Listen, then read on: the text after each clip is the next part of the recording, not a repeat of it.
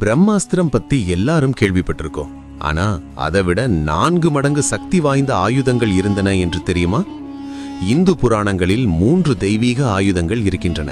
அவை கற்பனையை கடந்தவை. முதலாவது பிரம்மசிரசு. இது பிரம்மாஸ்திரத்தை விட 4 மடங்கு வலிமையானது. நொடியில் உலகை அழிக்கும் சக்தி கொண்டது. அஸ்வத்தாமன் போன்ற சிலரால் மட்டுமே பயன்படுத்த முடியும். இரண்டாவது பிரம்மதண்டம்.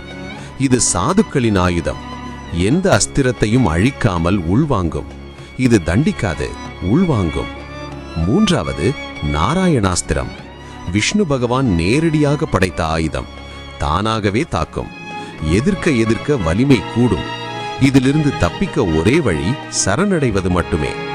இவை வெறும் கதைகளா அல்லது நாம் இன்னும் புரிந்து கொள்ள முடியாத தொன்மையான தொழில்நுட்பங்களா?